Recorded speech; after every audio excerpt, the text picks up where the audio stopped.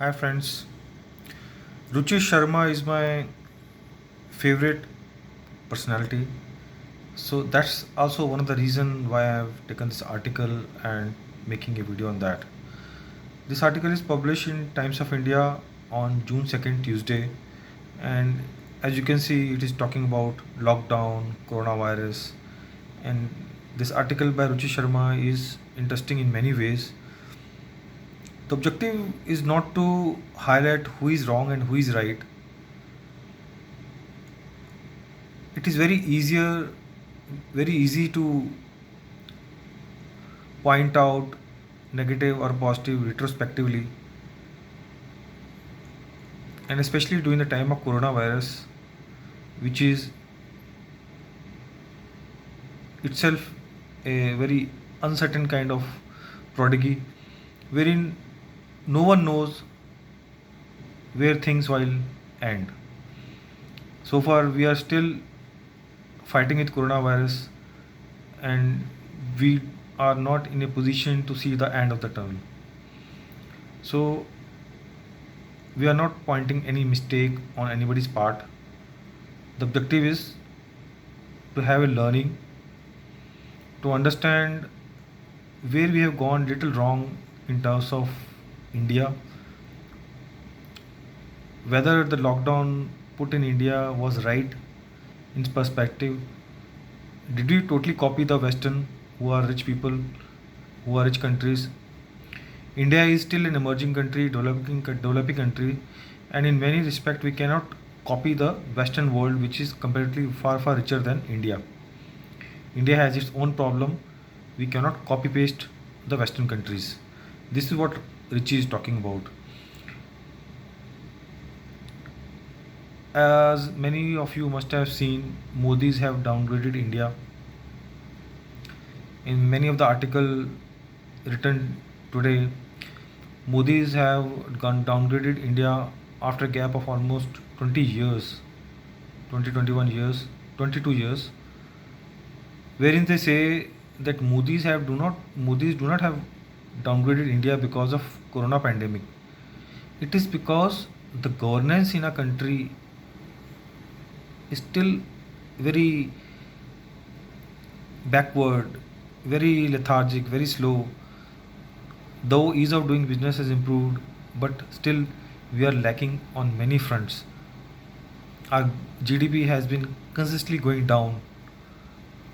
Okay, because of corona, we are expecting GDP in the negative territory in 2021. But Moody's, the rating agency, that says that it is not because of corona pandemic. The India has been performing badly for the last almost one decade.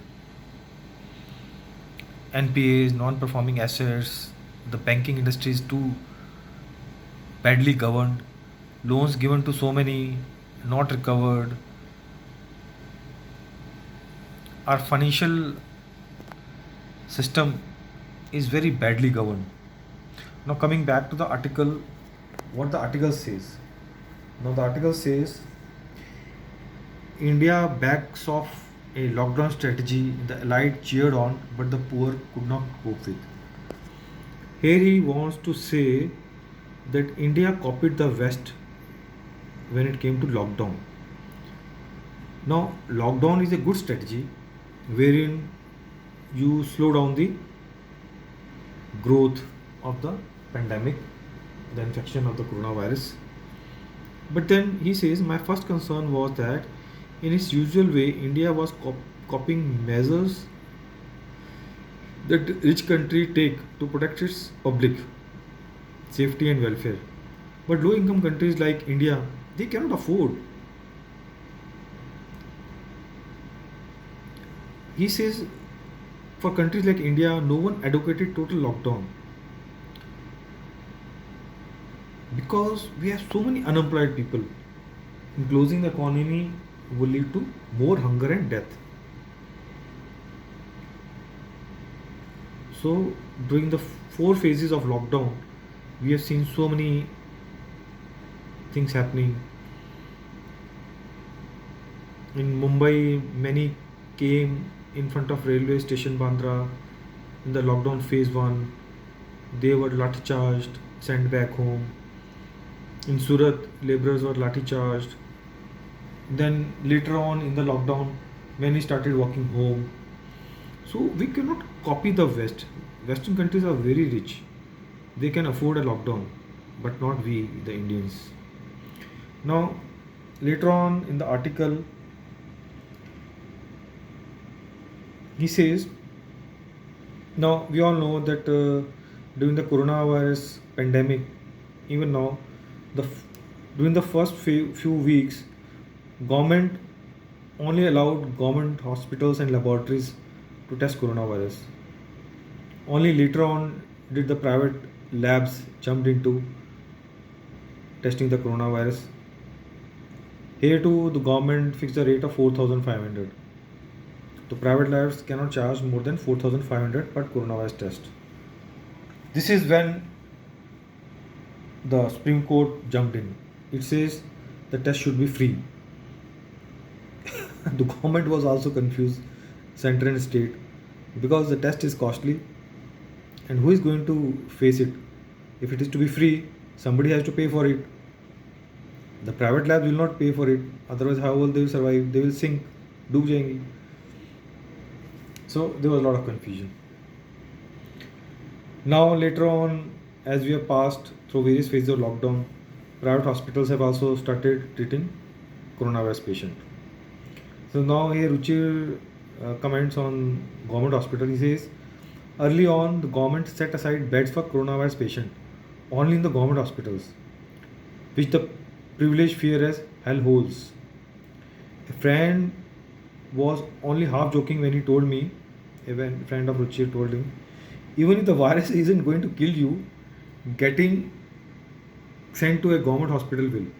My dear friends, we all know that in India, whether it is Delhi, Odisha, UP, South, Maharashtra, anywhere you go, in nutshell, government hospitals are in shambles, very poor state.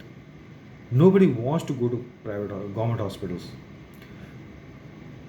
The attitude of government hospital doctors, nurses, their administration, services, their ambulance, their ward boys, the sanitation, hygiene, cleanliness, even in hospitals like AIMS, it's very disgusting. I don't want to talk on that. So here Ruchi is saying, even if the virus isn't going to kill you, getting sent to government hospital will. In Delhi, I can tell you, I read so many articles. The quarantine centers, many did not want to go to quarantine centers run by government because you do not know how they will take care of you. Unhygienic food and all. In Delhi, things were comparatively better, but you must have seen in various TV channels in Bihar, very sort of inhuman kind of treatment, and quarantine centers hardly had any hygienic food. Now, the experience of lockdown was different to different kinds of people, different section of people. Many upper class Indians were learning to live life under lockdown, he says. They posted recipes during the lockdown. Many were making recipes at home because they couldn't go to restaurants or food courts. So many were enjoying at home, sharing recipes on YouTube and WhatsApp, whatsoever, watching movies on Netflix, talking to friends on Zoom, having cocktail parties at home only with few fellow friends because you can't have a gathering outside in social areas. Then many were commenting on clear views they could see of Yamuna or a hill station. Many were saying they could see a station from Jalandhar itself, and so many like that. Then wild animals coming into the cities. Many videos like this were popular. So different section of society had different experience of the lockdown. That's what he's talking about. And look at the babus. The babus, what I mean here, babus is the bureaucrat, the police people. So bureaucrats and all, they are themselves very self-important. But during this crisis, they became essential. Videos on WhatsApp showed police beating people caught on the streets without a satisfactory excuse, or forcing them to perform squats while holding their ears. My God, it was, and I'm sorry I'm laughing, but this is not something to laugh at. But the situation is like making you laugh.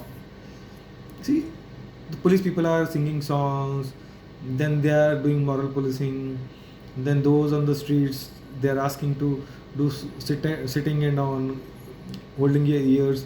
जैसे government school में कान पकड़ के खड़ा कर देते उठक बैठक करो वगैरह वगैरह. It was really comedy.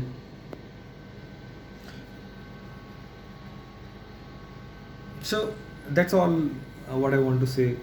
The objective of making this video was like we tried to copy the West, put the lockdown. When you put the lockdown, there were hardly any cases. Now you see the whole economy is open, minus the religious places, malls, schools, and universities. Everything is open.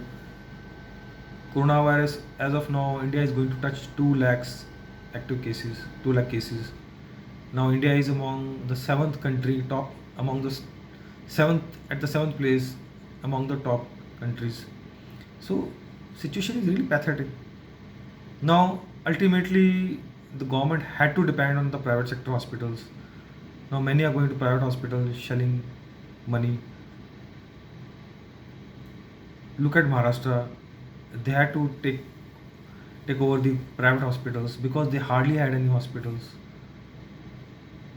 Situation is really pathetic. It says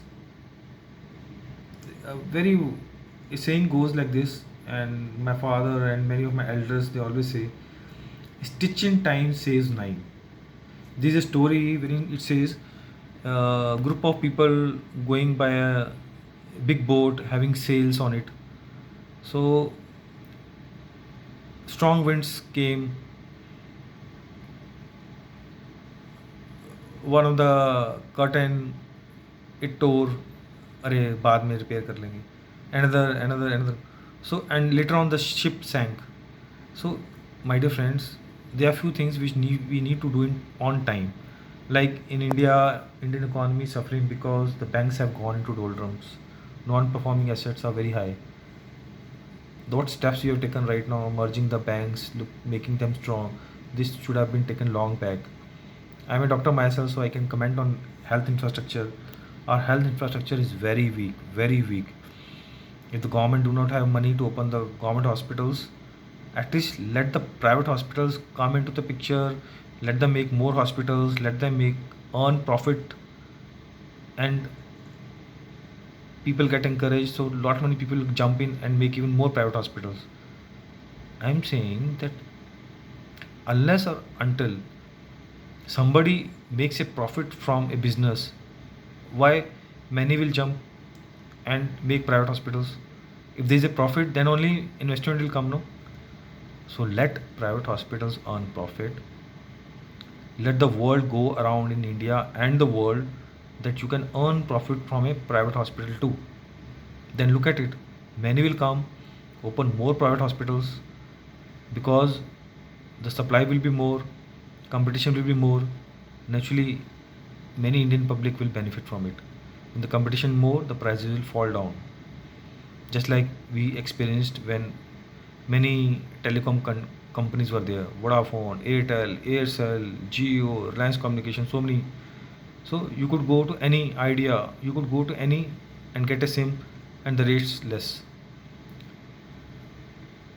Similarly, there are many private banks. Go to any bank, private, government. There are so many banks you can choose from. So what I mean to say is there has to be some competition. Then there has to be profit also. Business can sustain only when there is a profit, a sustainable profit. That's fair enough when you understand what I want to say. Thank you. And thanks to Ruchi Sharma coming out with a very good article. And many times I've seen his articles are really interesting and I become a fan of his. Thanks to Richard also.